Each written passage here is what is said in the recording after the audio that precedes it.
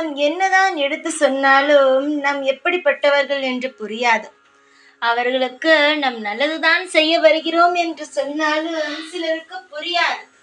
அதனால் புரியாதவர்களுக்கு நாம் எதுவும் சொல்ல வேண்டும் என்ற அவசியம் அல்ல. அப்படியே விட்டுவிட வேண்டியதுதான். நாம் எதை நிரூபித்தாலும், எதை சொன்னாலும், எதை எப்படி பேசினாலும் அவர்கள் யாரும் நம்ப போவது கிடையாது. அதனால் நீ ஏதாவது ஒரு வார்த்தை சொல்கிறாய் என்று ஒருவரிடம் வைத்துக்கொள். நம்புகிறார்கள் என்றால் அவரிடம் போய் சொல்லு. ஆனால் நீ என்னதான் சொன்னாலும் நம்ப போவது இல்லை என்று இருக்கும் நபர், உன் பேச்சை கேட்க மாட்டான் என்றும் நபரிடம் நீ எதையுமே சொல்லாதே, எதுவுமே பேசாதே.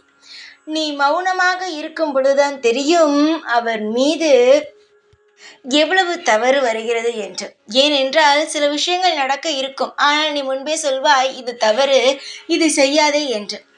ஆனால் அதை அடிபடாமல் இருந்தால் தெரியுமா சொல்? நீதான் எல்லாவற்றையும் முன்பே போய் காப்பாற்றி விடுகிறாயே. அதனால் அமைதியாக இரு. அடிபட்டு விட்டு உன் பேச்சை கேட்காதவன் தானாகவே வரட்டும். உன்னுடைய ஆசைகள் என்ன? உன் குடும்பமும் நீயும் சந்தோஷமாக இருக்க வேண்டும் என்று. சில சமயம் உன் குடும்பத்தில் இருப்பவர்கள் உன் பேச்சை கேட்காத போது கஷ்டப்படுவாய். அதெல்லாம் நினைக்காதே தங்கமே.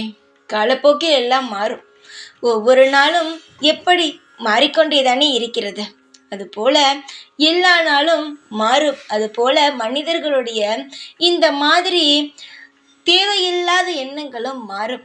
எதையும் நினைத்து கவலைப்பட்டு கொண்டு அதையே போட்டு யோசித்து கொண்டு புலம்பிக் கொண்டு இப்படி இருக்க வேண்டாம்.